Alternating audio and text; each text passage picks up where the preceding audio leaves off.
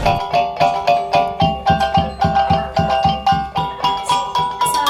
warahmatullahi wabarakatuh. Saya Suliza Ahmad, calon ibu penggerak Rakyat 8 Kota Depok. Pada kesempatan ini saya akan menyampaikan aksi nyata dengan mensosialisasikan ide positif pada guru dan karyawan SMP Koordinator. Terima kasih dan selamat melaksanakan.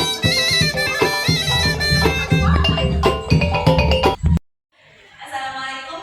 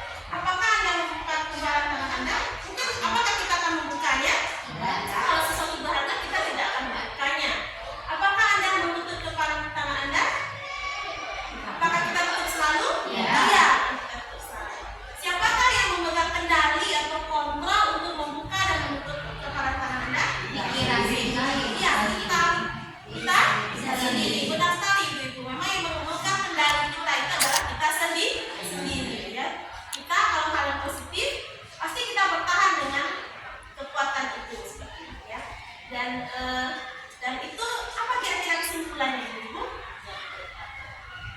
Kalau kontrol itu bagaimana? Kontrol itu ada di diri kita. Kontrol baik sekali Bu. Kontrol itu ada pada diri kita sendiri. Nah, perubahan paradigma tidak dikontrol. Ada beberapa ilusi nanti lihat. Ilusi guru mengontrol murid, ilusi bahwa semua perbuatan positif, efektif dan bermanfaat. Kemudian ilusi bahwa kritik dan membuat orang merasa bersalah dapat menguatkan karakter. Kemudian ilusi bahwa orang dewasa memiliki hak yang memaksa. Nah, kalau ilusi mengontrol murid, pada dasarnya kita tidak dapat memaksa murid untuk berbuat sesuatu jikalau murid tersebut memilih untuk tidak melakukannya. Ya, jadi walaupun tampaknya kita sedang mengontrol perilaku murid tersebut, hal ini karena murid tersebut sedang mengizinkan dirinya dikontrol. Seperti itu ya. Saat itu bentuk kontrol guru menjadi kebutuhan dasar yang dipilih murid tersebut. Teori kontrol menyatakan bahwa semua perilaku memiliki tujuan, bahkan terhadap perilaku yang tidak disukai. Ada rumah untuk meyakinkan anak terhadap sesuatu supaya kontrolnya itu memang ada pada diri kita sebagai guru. Ya. Mengubah paradigma anak yang awalnya dari rumah seperti ini, kemudian setelah belajar di sekolah harusnya begini, memang tugas kita guru untuk meyakinkan anak tersebut. Ini salah satu peran kita sebagai mengontrol murid, karena memang kita memanusiakan manusia. Ilusi bahwa semua penguatan positif, efektif dan bermanfaat. Ya, kalau selagi positif itu pasti bermanfaat. Ya, penguatan positif atau pembujukan adalah bentuk-bentuk kontrol. Segala usaha untuk mempengaruhi murid agar mengulangi suatu perilaku tertentu. Apakah suatu usaha untuk mengontrol murid tersebut dalam jangka waktu tertentu? Kemungkinan murid tersebut akan menyadari dan mencoba untuk menolak rujukan kita. Itu pasti ya Bu, kita rasakan sekali. Apalagi ada pesetuju sekarang yang masih anak-anak mau beranjak remaja. Memang kontrolnya itu belum stabil ya. Jadi kita masih mencari meraba-raba bagaimana modal dasar anak tersebut. Dan kemungkinan murid tersebut akan menyadari dan mencoba untuk menolak rujukan kita, atau bisa jadi murid tersebut menjadi tergantung pada pendapat sang guru untuk berusaha. Ada memang anak kalau kita latihan aja, kalau memang ada yang tergantung guru, sedikit-sedikit tanya ke guru, sedikit-sedikit butuh penguatan dari guru, macam-macam. Nah, ilusi yang ketiga bahwa kritik dan membuat orang merasa bersalah dapat menguatkan karakter. Menggunakan kritik dan rasa bersalah untuk mengontrol murid menuju pada identitas gagal. Nah, mereka belajar untuk merasa buruk tentang diri mereka. Mereka mengembangkan dialog diri yang negatif.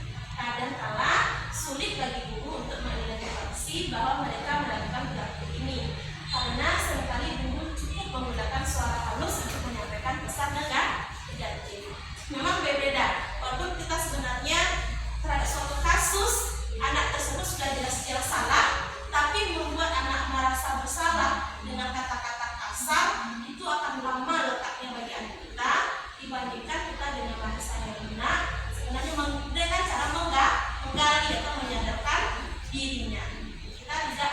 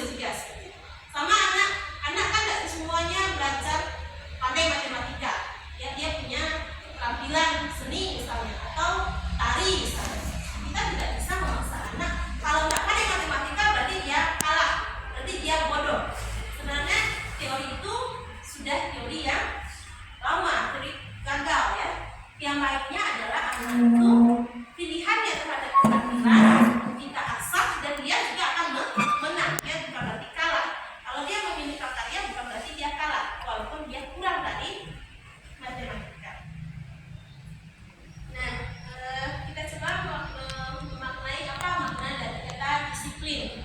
Berasal dari bahasa Latin disiplin yang artinya belajar. Makna asal dari kata Indonesia kata ini berkonotasi dengan disiplin diri dari murid-murid. Ya. Disiplin diri membuat orang menggali potensinya menuju sebuah tujuan apa yang dia hargai. Namun dalam budaya kita makna kata disiplin telah berubah menjadi sesuatu yang dilakukan seseorang pada orang lain untuk mendapatkan kepatuhan. Ya seperti itu ya. Kita disiplinnya militer seperti itu yang cenderung kita memaknai. Yang cenderungan umum adalah menghubungkan kata disiplin dengan ketidaknyamanan, bukan dengan apa yang kita hargai atau pencapaian suatu tujuan yang mulia. Jadi disiplin itu lebih identiknya ke aturan-aturan. Kalau tidak tepat terhadap aturan maka tidak disiplin. Padahal pada asal mulanya disiplin itu adalah menghargai terhadap suatu kesepakatan seperti itu ya. Tapi karena di budaya kita sudah membudayakan disiplin itu menjadi suatu aturan, maka perlu kita kembali menggalinya apa sebenarnya disiplin. Nah, disiplin dalam budaya kita seperti yang bilang tadi, dalam budaya kita makna kata disiplin dimaknai menjadi sesuatu yang dilakukan seseorang pada orang lain untuk mendapatkan kepatuhan. Kita cenderung menghubungkan kata disiplin dengan ketidaknyamanan ya. Jadi harus datang 7.30. Nanti kalian kalau terlambat sudah ada rasa-rasa bersalahnya. Mungkin bisa jadi di jalan memang dia mengalami suatu rintangan seperti itu ya. Jadi baiknya kita kembali tidak sebagusnya kan itu jangan takut ada terlambat kan. Tapi dia mempunyai suatu alasan dia terlambat itu seperti ini dan dia berjanji tidak akan mengulanginya lagi karena kontrolnya itu ada pada dirinya sendiri. Dan dia meyakini bahwa saya benar-benar bersalah dengan terlambat, tapi dia tidak akan mengulanginya. Sementara disiplin menurut KHD itu adalah di mana ada kemerdekaan. Anak itu merasa merdeka. Disitulah harus ada disiplin yang kuat. Sungguh pun disiplin itu bersifat self-disiplin, yaitu kita sendiri yang mewajibkan kita dengan sekeras-kerasnya. Tetapi itu sama saja, sebab jika kita tidak cepat melakukan self-disiplin, wajiblah penguasa lain mendisiplinkan diri kita. Dan peraturan demikian itulah harus ada di dalam suasana yang merdeka. Jadi tugas kita memberikan kontrol terhadap anak, menanamkan jiwa disiplin terhadap dirinya, bukan merasa ketakutan yang merasa bersalah gitu. Tapi disiplin itu melekat pada dirinya. Nah, merdeka menurut Ki Hajar Dewantara, merdeka itu artinya tidak hanya terlepas dari perintah, akan tetapi juga cepat buat memerintah diri sendiri. Jadi supaya seperti tadi tidak terlambat, dia akan lebih sakit. Dia akan mencoba mengontrol dirinya sehingga dia bisa memerintahkan dirinya sendiri. Ini dari sifat Ki Hajar Dewantara. Nah, nilai kebajikan universal. Nilai-nilai kebajikan adalah sifat-sifat positif manusia yang merupakan tujuan mulia yang ingin dicapai setiap individu. Nilai-nilai tersebut bersifat universal dan lintas bahasa, suku, bangsa, agama maupun latar belakang. Setiap perilaku atau perbuatan memiliki suatu tujuan. Itu menurut Dr. William Glasser pada teori kontrol 1984. Dengan mengaitkan nilai-nilai kebajikan yang diyakini seseorang, maka motivasi intrinsiknya akan terbangun sehingga menggerakkan motivasi dalam untuk dapat mencapai tujuan mulia yang diinginkan. Selanjutnya itu dapat Diane Gosen. Selanjutnya nilai-nilai kebajikan yang ingin dicapai oleh setiap anak Indonesia kita kenal dengan profil pelajar Pancasila. Ya, ada 6 yang kita kenal. Yang pertama beriman, bertakwa kepada Tuhan Yang Maha Esa dan berakhlak mulia, kemudian mandiri, bernalar kritis, berkebinekaan global, bergotong royong dan kreatif. Ini merupakan nilai-nilai kebajikan yang saat ini kita tanamkan kepada anak didik kita. Teori kedua dari motivasi perilaku manusia. Untuk menghindari ketidaknyamanan atau hukuman, apa yang akan terjadi apabila saya tidak melakukannya? Itu merupakan motivasi eksternal. Kemudian selanjutnya motivasi eksternal juga untuk mendapatkan imbalan dari orang lain.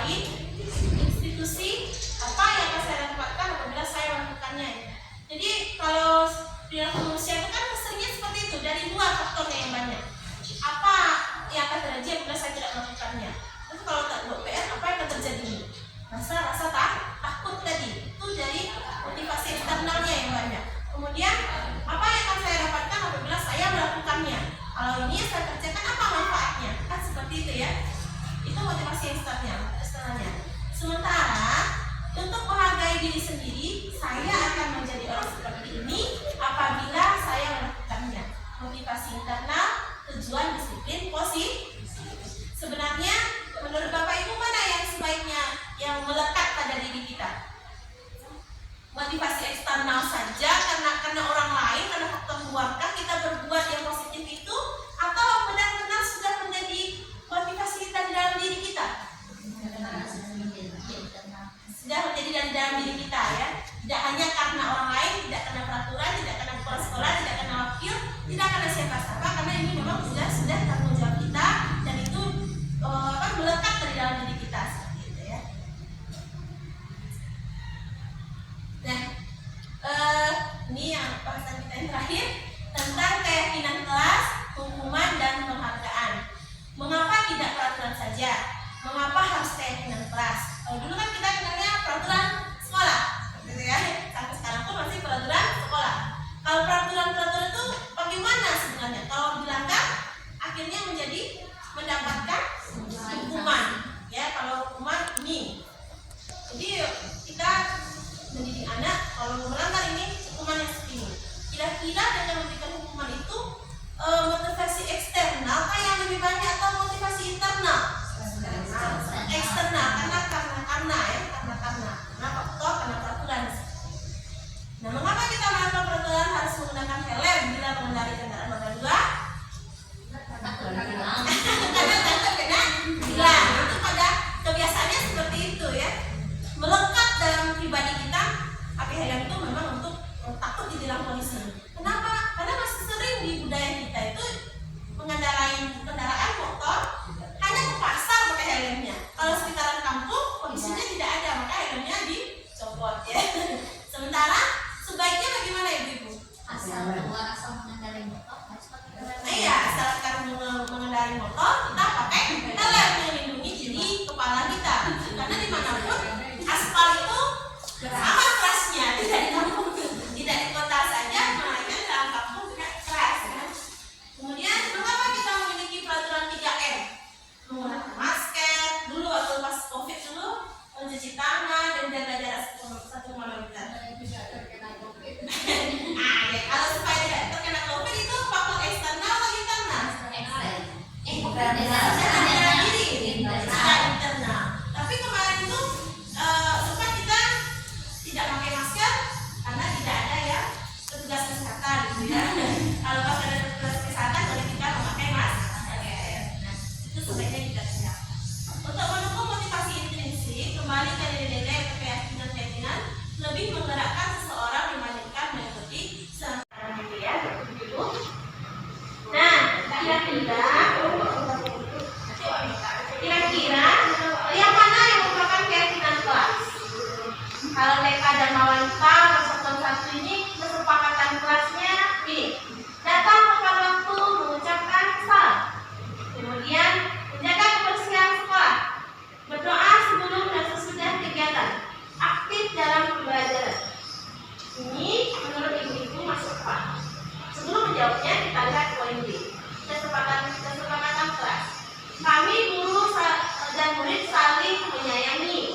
Kami murid yang saling semangat belajar. Kami murid yang peduli dengan teman-teman.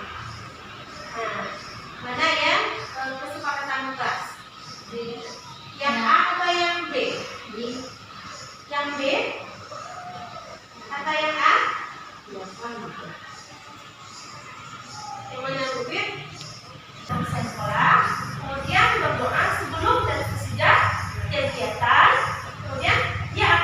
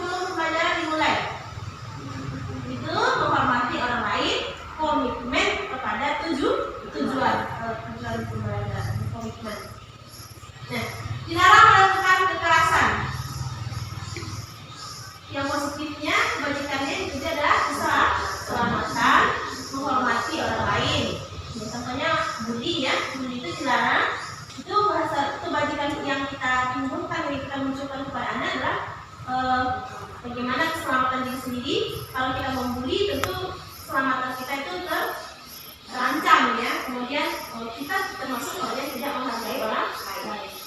Dilarang menggunakan narkoba. Itu kesehatan. Bagaimana kita memaknai pentingnya kesehatan terhadap peserta didik kita. Bergantian atau menunggu giliran. Itu menghormati orang lain atau bersahabat. Nah, yang sering kita lakukan sekarang kalau peraturan cenderung kepada hukuman. Sementara kalau kesepakatan itu lebih dekatnya kepada kalau dilanggar kesepakatan kita maka akan mendapatkan apa? Konsekuensi.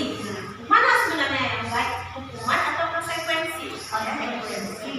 Sebelum dibicarakan sudah mengerti. Karena memang kalau kita lihat kalau hukuman itu sesuatu yang menyakitkan harus terjadi. Kenapa dia menyakitkan ya? Harus membersihkan pekarangan, menyakitkan terhadap dirinya ya. Harus berkeliling lapangan. Nah, sementara konsekuensi karena sudah kesepakatan maka itu harus terjadi, ya kan? Nah, sebenarnya lagi kalau hukuman itu membuat anak sakit fisik maupun hatinya, ya kan? Seperti kalau seandainya terlambat tadi karena ketakutannya maka batinnya itu sakit, memerlukan gitu. Tapi kalau dari dalam dirinya sudah meyakini tadi, maka dia akan siap dengan konsekuensi yang akan didapatkannya. Berbeda sama ya begitu? Jauh berbeda ya. Terhadap fisiknya dan terhadap mental itu jauh beda. Itu melekatnya akan lama kalau hukuman. Saya yakin sekali. Ibu-ibu mungkin kita pribadi sejak kita sekolah sampai kita bekerja ini punya sesuatu yang melekat dalam diri kita. Apa saya saja ibu pernah merasakannya? Pernah merasakannya ya? Melekat. Karena itu sifatnya hukuman. Lama hilangnya sampai kita punya anak sekarang masih terceritakan. Tapi suatu konsekuensi yang sudah kita kalau kita lakukan ini karena itu sudah konsekuensinya, saya yakin ibu-ibu sudah melupakannya. Ya, kita sepakat ya. Hukuman itu akan membuat anak membenci dari disiplinan. Akan membuatnya lagi. Baru sekali terlambatnya, belum 3 kali. Sementara kalau konsekuensi anak menghargai disiplin. Kalau hukuman itu lebih kepada paksaan. Sementara kalau konsekuensi itu stimulus dan tanggapan. Dia bisa merasakan, kemudian dia yang bisa memaparkan alasannya itu mengapa seperti itu. Mengajak anak untuk jujur juga. Kemudian mendorong anak menyakiti dirinya sendiri. Ya, daripada terlambat lebih baik tidak datang sama sekali. Kan sakit dirinya sendiri, rugi sendiri.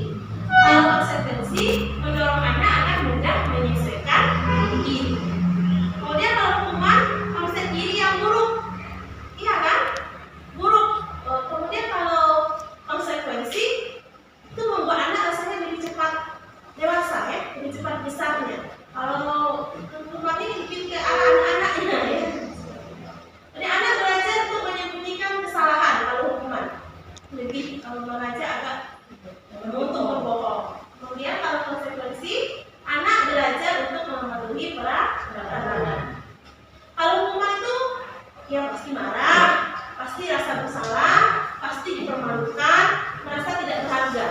Ya. Kemudian kalau konsekuensi itu dia kehilangan hak, dia dibuat tidak nyaman. Hanya biasa saja daripada kalau marah kan paling ya penting tidak nyaman waktu itu. Tapi tidak akan marah dan tidak akan mendapat malu terlalu lama. Kira-kira kalau seperti ini kita punya hukuman atau konsekuensi?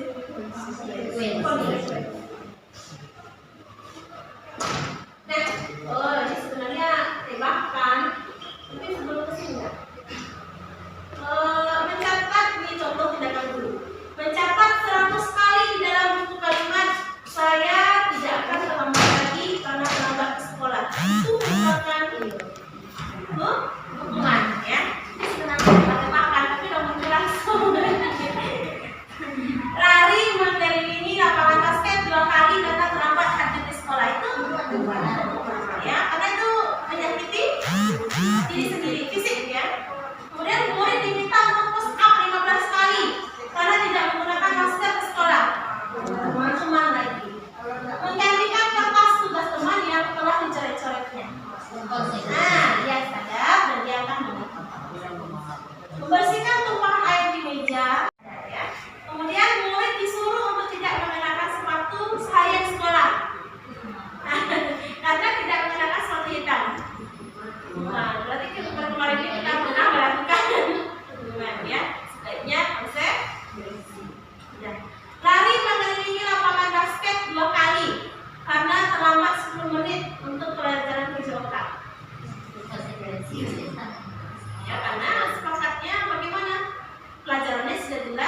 mau dimulai dia terlambat. Kan kesepakatannya memulai pelajaran yang segitu, dia terlambat berarti dia siap untuk menerima konsekuensinya. Baik ibu-ibu, masih semangat?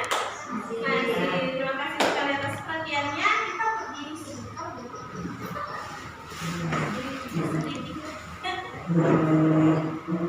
Entah keluar suaranya.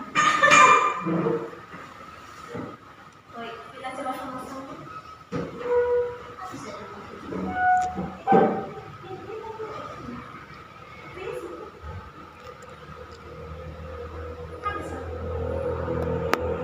Mas.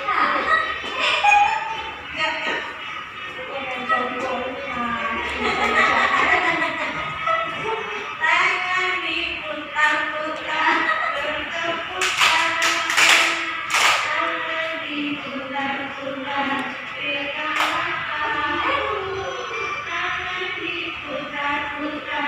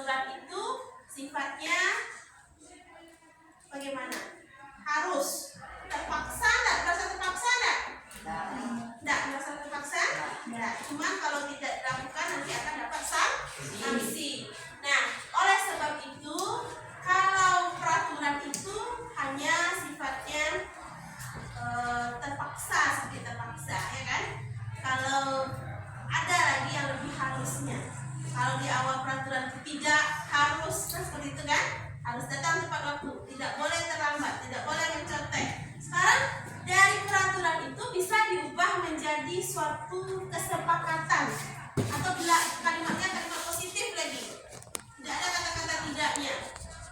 Kesepakatan kelas, dari kesepakatan kelas nanti lahir suatu keyakinan ke kelas. Nah, kesepakatan kelas dan keyakinan kelas itu kita gunakan kalimat yang positif. Kalau dilanggar bagaimana? Nah, dapat sanksi. Tidak sanksi lagi namanya, ada konsekuensi. Konsekuensinya bagaimana kalau kita terlambat? Nanti bagaimana? Kalau terlambat, nanti terlambat belajarnya, harus nunggu di luar dulu, ya kan? Itu konsekuensinya. Kalau seandainya mencontek bagaimana? Nilainya bagaimana? Nah, bisa dikurangkan. Itu konsekuensi namanya. Sekarang kita bentuk kesepakatan kelas itu, ya. Setelah bentuk kesepakatan kelas, kita nanti akan lahirkan keyakinan ke kelas. Mau saling berkolaborasi? Mau? Mau. Nah, baik. Sekarang ibu berikan di kertas yang berwarna ini, dapat satu-satu nanti ya. Dapat satu-satu. Buat 3 buah kesepakatan ke kelas. Nanti kita pajang dari kesepakatan. Lahir apa tadi ibu? Keyakinan kelas. Nanti isinya warna pink ya. Silakan dibagikan.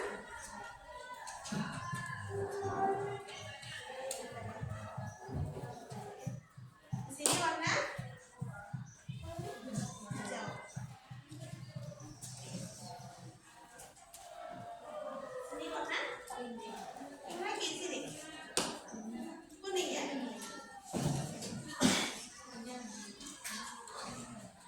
Ini warna apa? Hijau. Hijau enggak? Ya.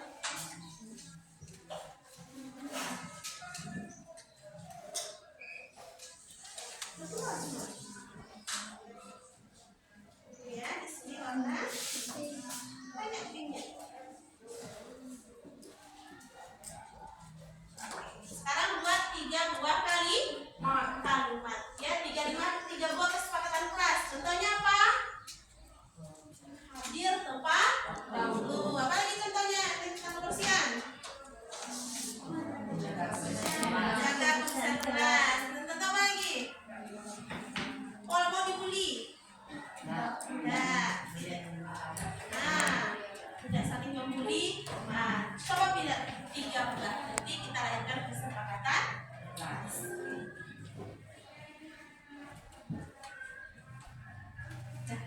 Ya. Nah.